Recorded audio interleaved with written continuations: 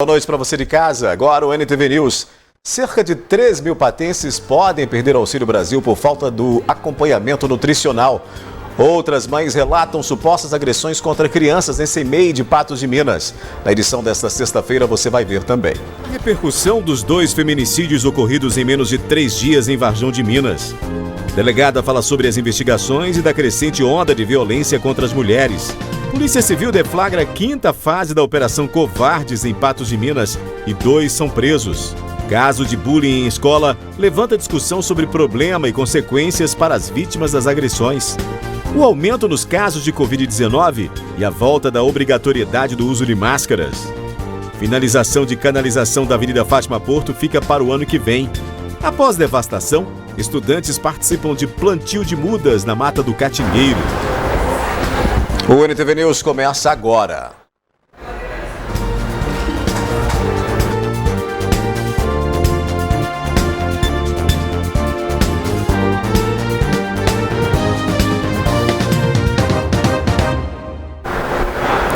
Varjão de Minas, tida como uma cidade tranquila, está assustada. Foram 2 feminicídios em 2 dias. A polícia incentiva denúncias para tentar evitar desfechos cruéis.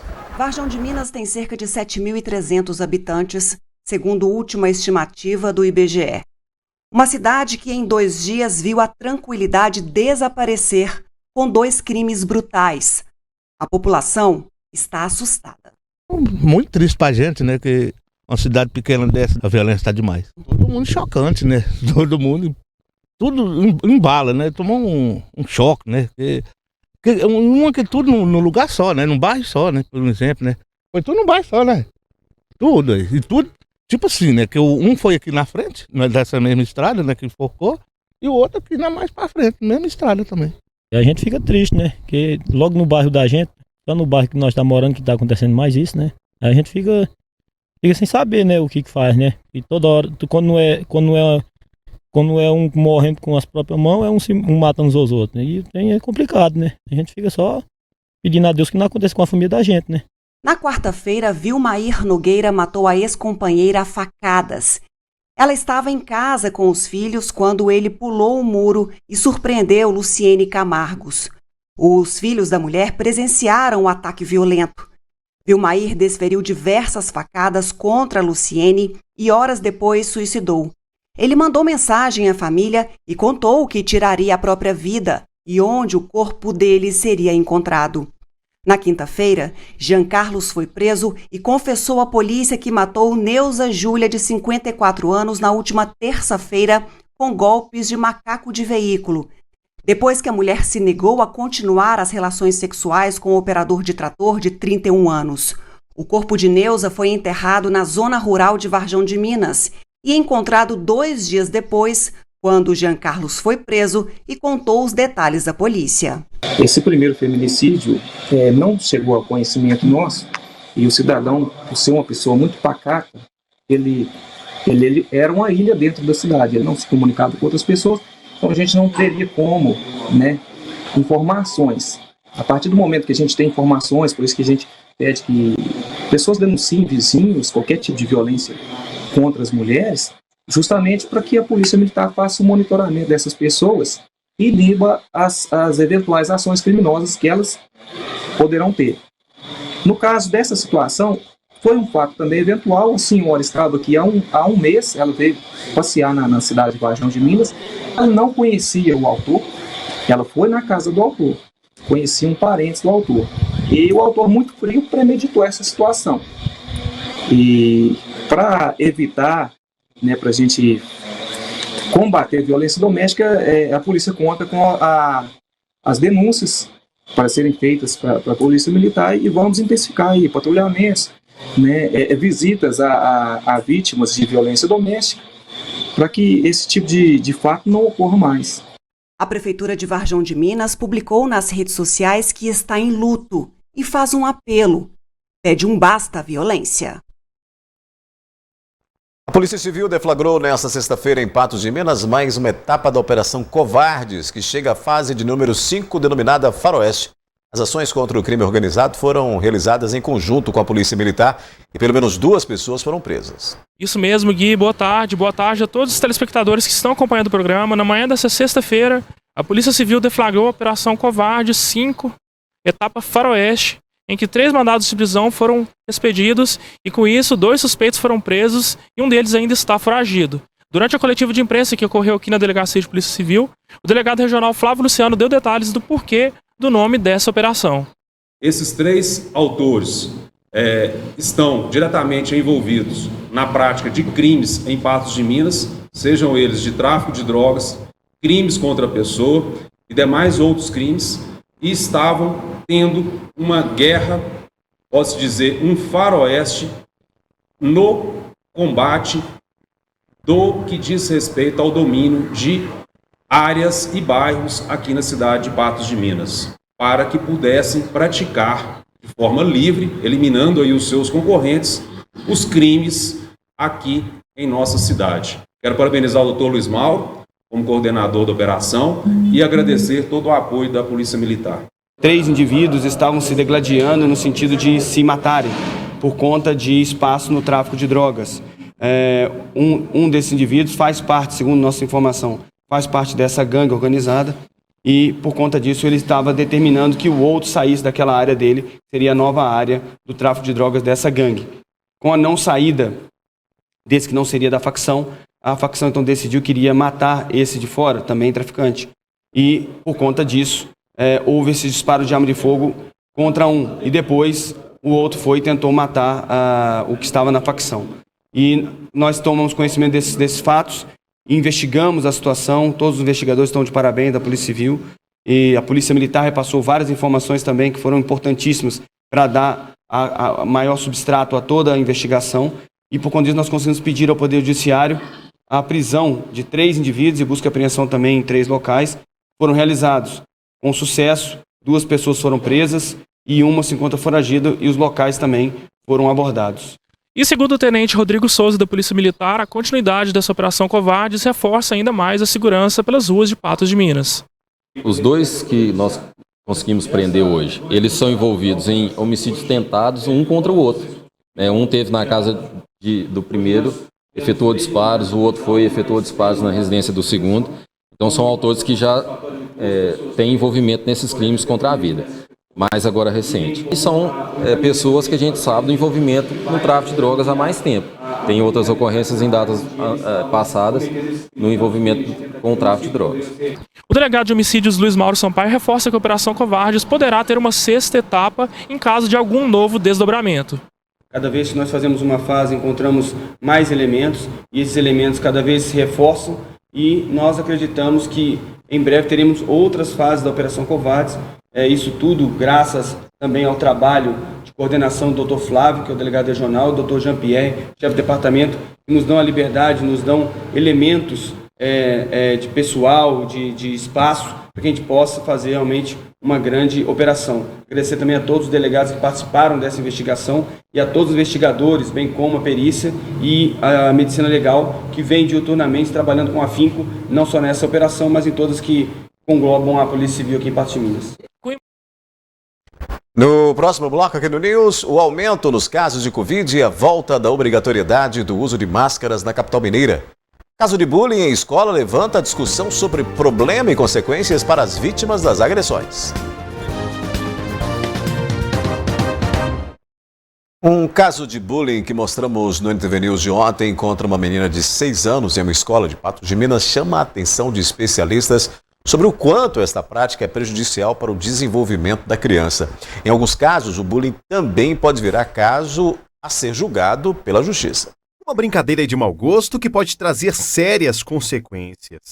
O bullying é um conjunto de violências que se repetem por algum período, como agressões verbais, físicas e psicológicas, que humilham, intimidam e traumatizam a vítima. Para a gente diferenciar se é bullying ou é uma brincadeira, inocente, é quando o outro é ofendido. Ela é intimidada, ela recebe apelidos, ela é colocada num lugar de julgamento, através da fala. Pode ser física, quando tem empurrões, beliscões, situações que a pessoa é exposta fisicamente pelo toque do outro, as emoções que ela sente a partir disso que geram outras coisas. Existe também o bullying sexual.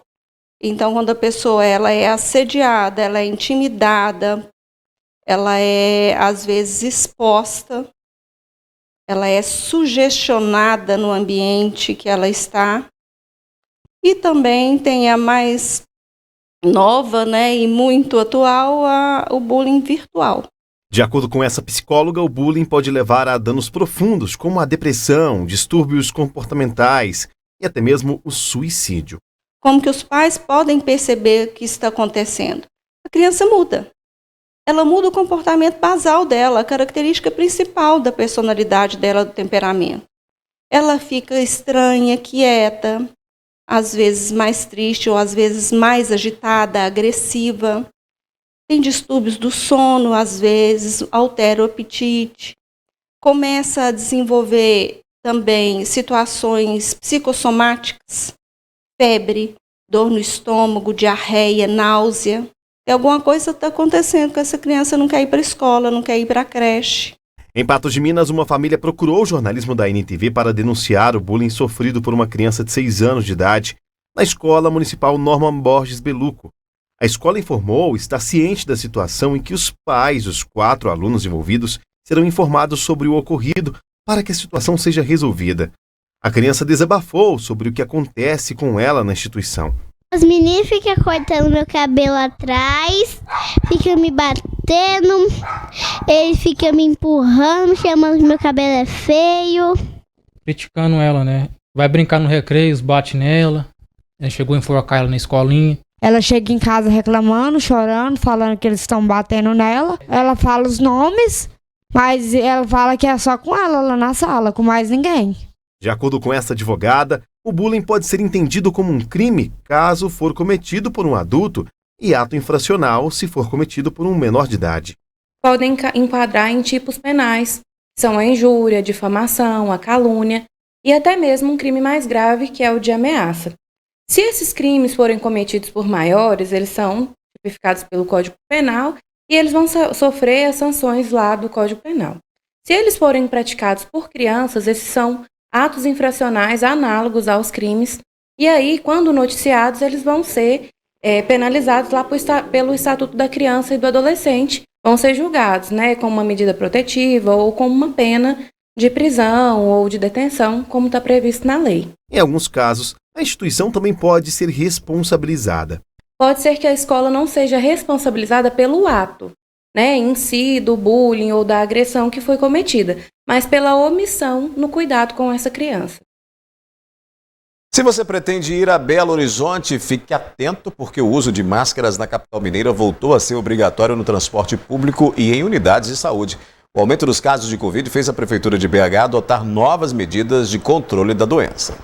Nesta manhã, muitos usuários do transporte público da capital usaram máscaras nos ônibus e nas paradas. A determinação da Prefeitura inclui o uso da proteção em transporte por aplicativos, táxis e transporte escolar. O mesmo ocorre em instituições de saúde de Belo Horizonte. Nós ainda não temos um sinal de alerta do ponto de vista assistencial, do ponto de vista de necessidade de internação, aumento de internação na UTI, aumento no número de óbitos, na mortalidade, na letalidade, mas é exatamente para não chegar nesse nível que nós resolvemos, juntamente com o prefeito Fuad, publicar um decreto com relação aos cuidados que nós achamos que seriam necessários nesse momento. Na coletiva de imprensa realizada ontem, a secretária da Saúde explicou que a Prefeitura não vê ainda a necessidade da obrigatoriedade do uso nas escolas. Todas essas medidas que estão sendo tomadas, elas são baseadas em dados estatísticos, científicos. Existe uma equipe na Secretaria de Saúde que discute isso diariamente, analisa os dados diariamente, Como foi dito, não podemos confirmar que daqui a 10 dias, 15 dias, não estejamos aqui com outras medidas. Mas, no momento, nós não achamos que seria necessário a obrigatoriedade nas escolas especificamente. No último sábado, o Ministério da Saúde emitiu nota técnica informando estados e municípios sobre o aumento do número de casos de Covid no país. O documento cita a circulação da subvariante da Omicron BQ.1 e também reforça a necessidade do uso de máscaras e higienização das mãos para evitar a disseminação da doença. Está no momento de nós reforçarmos as medidas de segurança. Quais serão essas medidas? Em primeiro lugar, manter a vacinação completa e, em segundo lugar, mas no mesmo nível de importância, o uso de máscara, especialmente em locais fechados, pouco ventilados, aglomerados. Em uma semana, a venda de testes de Covid aumentou 300% nas farmácias da capital. O aumento foi muito grande, mas longe da quantidade de testes que nós vínhamos realizando e vendendo no início do ano. A obrigatoriedade é válida por 15 dias nestes espaços. Uma nova análise será realizada no início de dezembro para avaliar se a medida será mantida, ampliada ou suspensa. Quem circula por ônibus e hospitais aprovou a retomada do uso das máscaras. Cada um tem que fazer sua parte, né? Porque se está aumentando e as pessoas não fazem a parte deles, não adianta nada, né? Eu sempre usei, não parei de usar, né? Eu acho necessário. E aí, a recomendação dos especialistas, que é independente de ser obrigatório, como está sendo de novo na capital, nos ônibus e nos ambientes hospitalares, né? Independente de qualquer lugar, se você não se sente seguro, coloca a sua máscara. Assim como se você não se sente seguro de estar em um local, você vai sair dali, né? Mas se você precisa ir a um banco e não está se sentindo seguro ou está com sintoma gripal, o ideal é que você coloque essa máscara e proteja quem está do seu lado e se proteja também, já que é um ambiente com maior aglomeração, mesmo que no seu município, como é o caso de Patos de Minas, não tenha nenhuma obrigatoriedade por isso, né? Até porque os números de casos de Covid por aqui não têm aumentado tanto como na capital, como disse aí na reportagem. Agora, ficar atento aos locais onde você vai.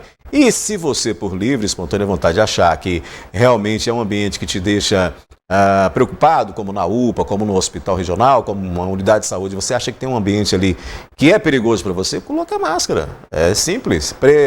Prevenção, né?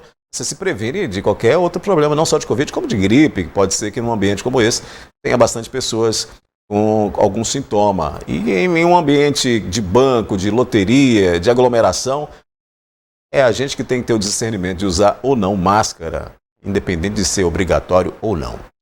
Daqui a pouco tem a previsão do tempo para o fim de semana. Após devastação, estudantes participam de plantio de mudas na Mata do Catingueiro e finalização da canalização da Avenida Fátima Porto ficou para o ano que vem.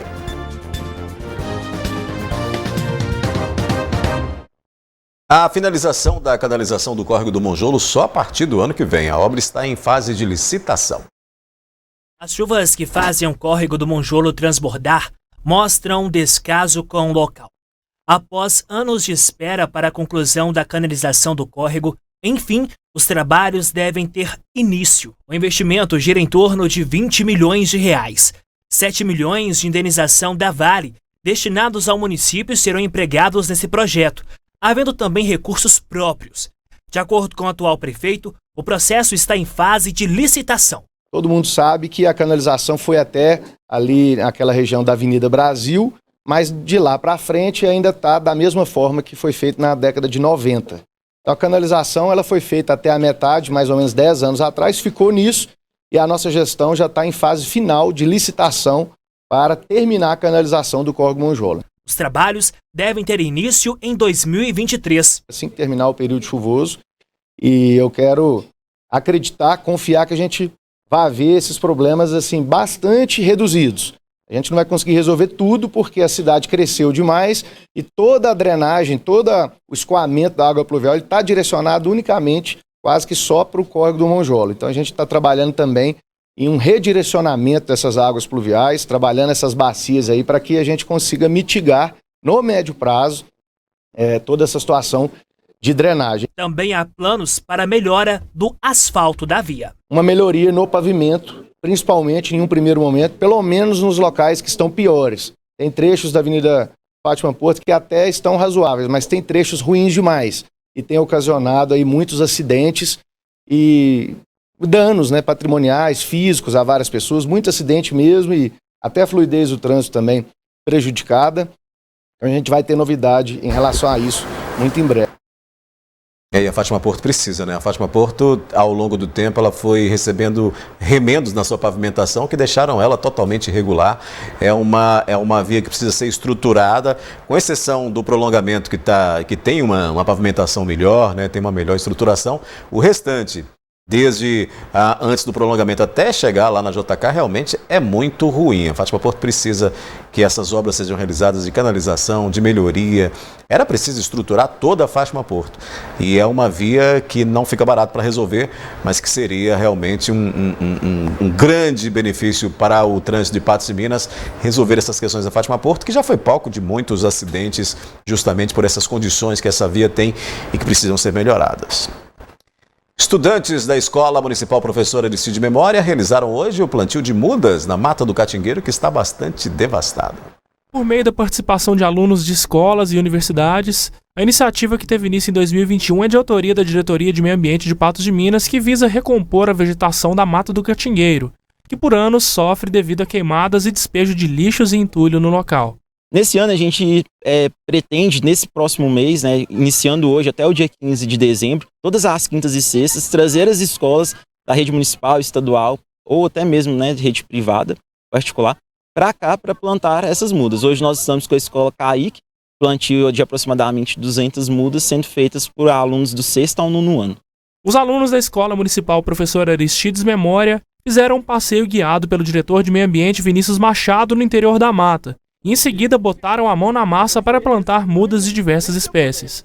Nós temos uma parceria de mudas de doação com o Instituto Estadual de Florestas, né? Eles vão repassar a grande maioria das espécies que vão ser plantadas aqui, mas também nós temos parcerias até pelo Banco de Mudas do Codema com outros viveiros da região. Também, se necessário, serão utilizadas. A expectativa é que 2.000 novas mudas sejam plantadas aqui na Mata do Catingueiro, no intuito de recuperar a flora do local. O Colégio Kaique participa pela segunda vez e dá início à atividade, plantando cerca de 200 mudas. Muito legal, interessante plantar essas árvores. É meio diferente, né? Mas a gente saindo da rotina de vez em quando é bom para plantar, né? Ajudar a natureza aqui.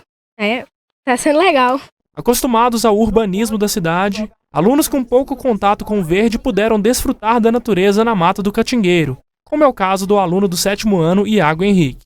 Não, porque lá em casa por fora é de cimento, né? Então não tem muito terra lá, mas eu tô achando bom aqui. Para o professor de Ciências do Kaique, José Onício, além de significativo para os alunos, o plantio também provoca impactos positivos para a sociedade. É a segunda vez que o Kaique participa desse projeto. E o ano passado nós plantamos em torno de 150 mudas aproximadamente. E a gente teve a oportunidade de ver hoje que deu certo. As plantas estão bem cuidadas, estão bem vividas. Isso é muito importante. A meninada, a gente tem que começar a educação ambiental pelas crianças. E a gente está aqui para fazer esse trabalho e tentar colaborar um pouco com a sociedade. E com a escola também, a Escola Kaique. Em julho de 2022, a Prefeitura de Patos de Minas anunciou que a Mata do Catingueiro irá se tornar um parque municipal urbanizado, com área de convivência e espaço para a prática de exercícios físicos. Então, nós temos uma portaria que está sendo montada ali na frente com um estacionamento. Nessa portaria vão ter vestiários e ponto de bebedouro, né, água. E ao entorno da mata como um todo, uma pista de caminhada para as pessoas praticarem exercícios, não só caminhada, também como bike, né, fazer um ciclismo. A previsão dessas obras iniciais, que são a portaria e a praça, é de finalizar ainda em 2023, até outubro de 2023. E concomitantemente nós vamos fazer a pista de caminhada. A pista de caminhada é a prefeitura que vai realizar e as outras estruturas uma contratada. A zona de convergência do Atlântico Sul contribui para a manutenção das chuvas. As condições meteorológicas devem persistir pelos próximos dias. Vamos conferir os detalhes na previsão do tempo.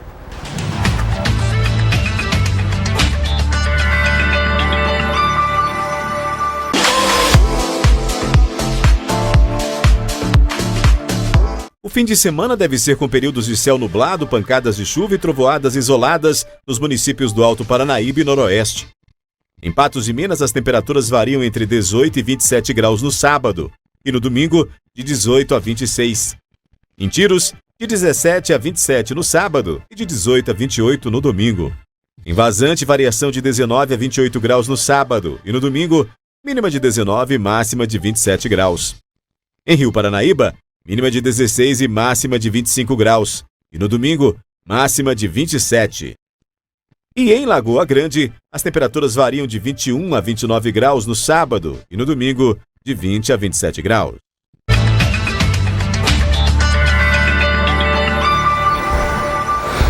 A seguir aqui no NTV News, outras mães relatam supostas agressões contra crianças em CEMEI de Patos de Minas. E cerca de 3 mil patenses podem perder o Auxílio Brasil por falta do acompanhamento nutricional. Após a mãe de uma criança denunciar que a filha teria sofrido agressões em um CEMEI em Patos de Minas, nós mostramos aqui este caso, né? Outras mães se manifestaram afirmando ter passado pela mesma situação. Na sexta-feira da semana passada, a Bruna tirou essas fotos depois de pegar a filha na creche na tarde da quinta-feira. De acordo com a mãe da menina, que tem apenas 3 anos de idade, estudava no CEMEI Leonides da Rocha, que fica no bairro Jardim Esperança, em Patos de Minas, a criança teria sido vítima de agressões, devido às marcas que foram encontradas no corpo da pequena.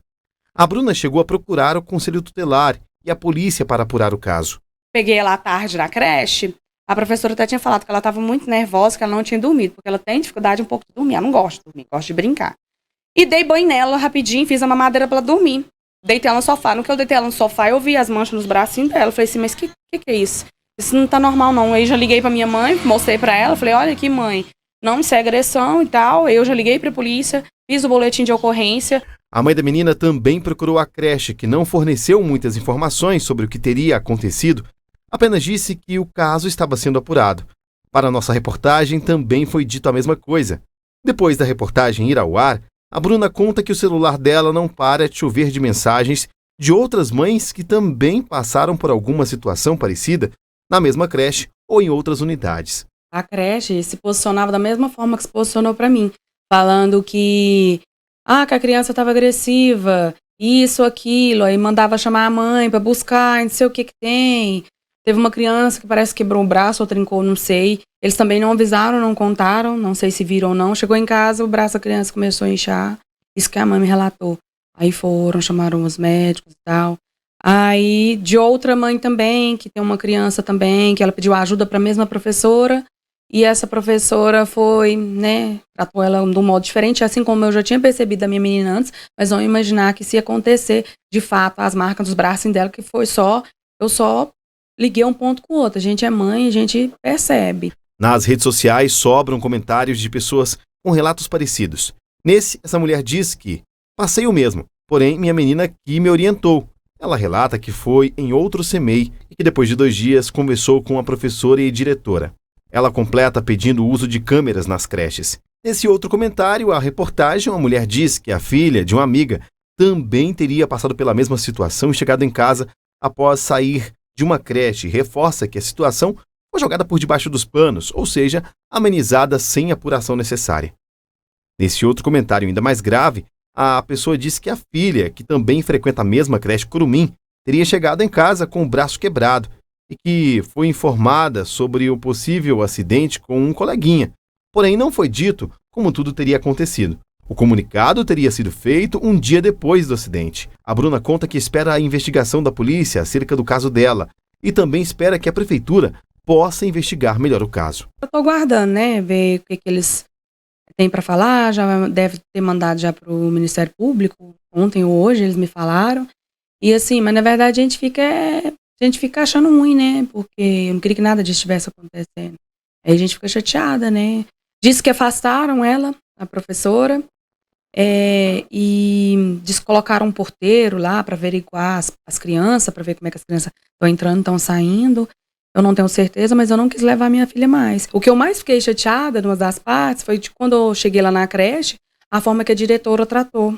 Me tratou o caso, como se já sabia do caso, não me perguntou como minha filha estava, ela sequer olhou para minha filha. E assim, ela toma conta da creche, então com certeza ela já sabe do que anda acontecendo. É isso que eu estou mais chateada. Em resposta ao caso da Bruna, a Secretaria Municipal de Educação disse que está averiguando o caso com todo o rigor necessário. Reforçou que as duas profissionais responsáveis pelos cuidados com a criança foram afastadas, até que a denúncia seja apurada. A Secretaria de Educação destacou que a profissional citada pela mãe da aluna, como a possível agressora, tem 18 anos de serviço na rede municipal de ensino, período em que nenhuma ocorrência em desfavor dela foi registrada. Por final, a nota pede para que o jornalismo da NTV averigue o histórico da denunciante, no caso a mãe da criança, em relação às agressões dela com seus familiares. Que é uma outra situação, né? Uma coisa é uma coisa, outra coisa é outra coisa. É preciso saber se realmente essa criança teve essas lesões, né? Teve essas agressões na escola, no CMEI. É preciso que isso seja averiguado e é preciso que isso seja realmente mostrado de que maneira isso aconteceu e quais são os caminhos para isso. Agora, com relação ao histórico da família, é uma outra situação. A gente não pode confundir isso. Essa questão aí do município querer pautar o que deve ser feito é outra história. Isso é uma outra situação, assim como as reclamações que foram colocadas na rede social aí, dessas outras mães, né, outros familiares conhecidos aí de crianças que supostamente também teriam sido agredidas, tem que denunciar. Tem que, se aconteceu realmente, tem que levar ao conhecimento da escola, do CMEI, da creche que for, para que possa ser averiguado. Colocar só na rede social, só solidarizar na rede social e não resolver o problema, não buscar uma solução para isso também não resolve. Então é preciso que a gente aguarde aí essas verificações, a polícia analisar tudo e tomar as devidas providências, porque crianças não podem ser agredidas em nenhum ambiente, seja ele familiar, né, seja ele doméstico ou ele em escolas, na rua. Não se pode admitir nenhum tipo de agressão por parte de ninguém. Muitas famílias de Patos de Minas correm o risco de perder o Auxílio Brasil porque estão deixando de lado o acompanhamento nutricional, principalmente entre as crianças, e que é obrigatório para os beneficiários. A assistente social, que faz parte da equipe multiprofissional da atenção básica, destaca que pelo menos 12 mil moradores de Patos de Minas recebem o auxílio. Aquelas pessoas que têm o cadastro único, que estão na situação de extrema pobreza ou pobreza, né? Elas têm esse auxílio do governo federal, que hoje é no valor de R$600, para que elas consigam se autoprover, né? Cuidar da sua alimentação, da sua saúde. O problema é que muitas famílias deixaram de fazer o cadastro para acompanhamento nutricional. Atualmente, a cobertura está em 63% no município, ou seja, pelo menos 3 mil pessoas não fizeram o acompanhamento. Uma das obrigatoriedades para a pessoa receber o Auxílio Brasil é o cumprimento das condicionalidades na saúde. Na saúde, seria o acompanhamento nutricional das crianças e das mulheres até 44 anos e das gestantes que têm que fazer o acompanhamento do pré-natal. Esse acompanhamento nutricional seria o pesar, o medir e a conferência mesmo do cartão vacinal, para verificar se a criança está com o cartão de vacina em dia. Diante disso, né, os assistentes sociais das unidades alimentam o sistema do Ministério da Saúde para que elas fiquem com cumprimento das condicionalidades. O não cumprimento pode ocorrer o bloqueio e até mesmo o cancelamento do recebimento do benefício. É preciso estar atento ao prazo para ficar em dia com o acompanhamento de saúde. A gente tem o prazo até no final do mês de dezembro, né? Mas eu queria deixar bem claro que essas informações, elas são digitadas num sistema que a gente utiliza do Ministério da Saúde e pode ocorrer, né, alguma oscilação nesse sistema pelo autoacesso, né? Porque não é só nosso município de Patos de Minas, é o Brasil inteiro. Então, todo mundo utiliza essa mesma ferramenta para alimentar o sistema e fazer com que essas informações sejam geradas ao Ministério da Saúde e lá eles verifiquem que a pessoa, de fato, cumpriu as condicionalidades. Infelizmente, a cobertura ainda está baixa, principalmente de crianças. Então, a gente, né, convoca a população beneficiária do Auxílio Brasil, as mães, os pais, os avós, as tias, para trazer as crianças nas unidades de saúde para poder fazer o acompanhamento nutricional. Lembrando que não é só pesar e medir, né? Aquelas crianças que estão com baixo peso, elas são avaliadas, encaminhadas ao pediatra para acompanhamento. Aquelas crianças que estão com um grau de obesidade ou aumento de peso também são encaminhadas para o atendimento com a nutrição. Então, é uma série de fatores que gera para poder fazer com que essa pessoa, cuide da sua saúde. A assistente social orienta também de que forma o cidadão deve realizar o cadastramento para o Auxílio Brasil. O cadastro é feito na Secretaria Municipal de Desenvolvimento Social através do Cadastro Único ou nos CRAS, de referência. São aquelas famílias que estão em situação de extrema pobreza ou pobreza, que tem uma renda per capita de até R$210. Então, basta estar procurando o CRAS, com a documentação de toda a família, para poder fazer o cadastro. Não quer dizer que toda pessoa que tem um cadastro único irá receber o Auxílio Brasil. Então, existem alguns critérios que essa família tem que enquadrar. A partir do momento que ela recebe o Auxílio Brasil, tem que ter esses acompanhamentos na saúde, na educação e na assistência social. A saúde, o acompanhamento nutricional, na educação, a frequência escolar das crianças, acima de 75%, e na assistência social, a atualização do cadastro. Depois do intervalo aqui no News, a delegada fala sobre as investigações dos 2 feminicídios ocorridos em Varjão de Minas e da crescente onda de violência contra as mulheres.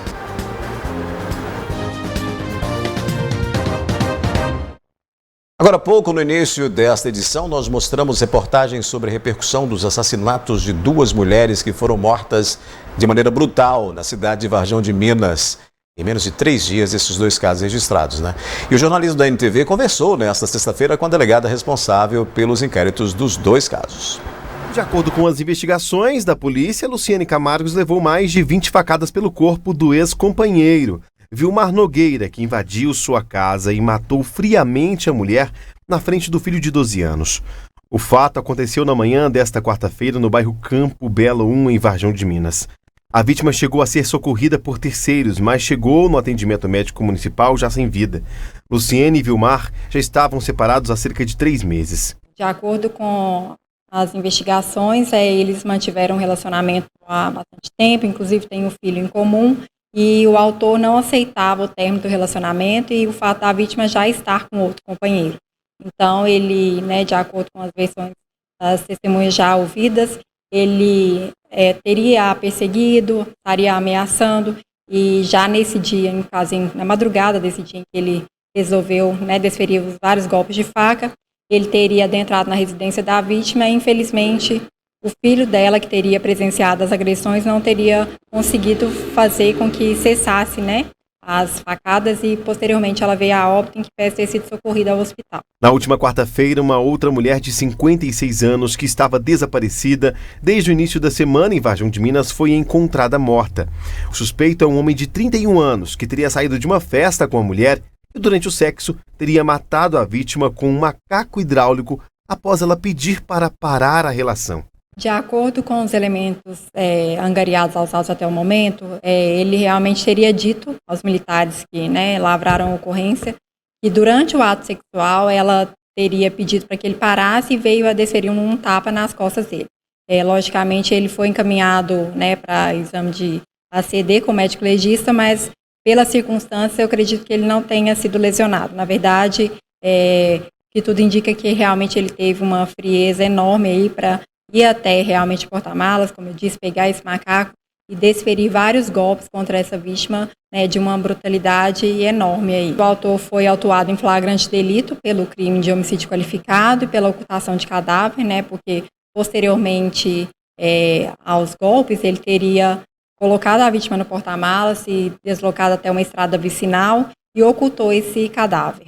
Mas, de acordo com os elementos até então angariados aos autos, não há elementos suficientes para, neste momento, imputá-lo ele à prática de um possível estupro.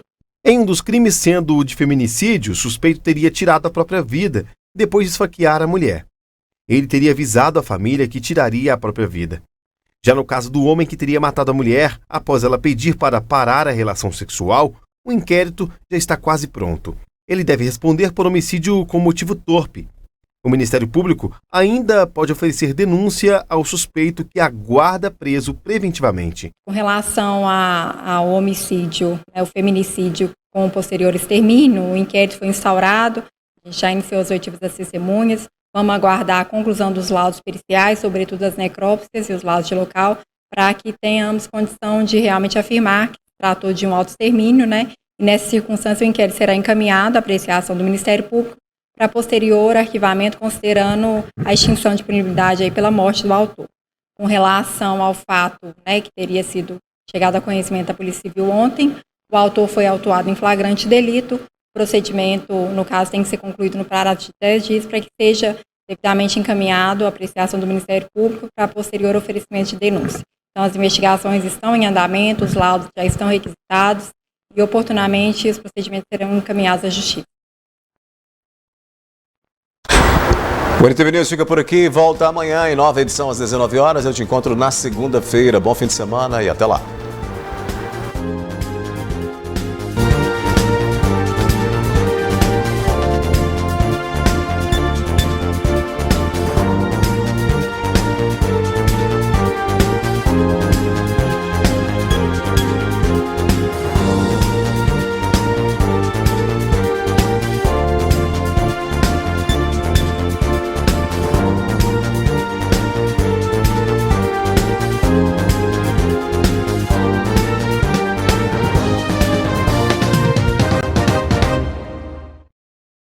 Chegou o aplicativo Pato Já. Baixe o app gratuitamente agora mesmo em sua loja de aplicativos, disponível para iPhone e Android.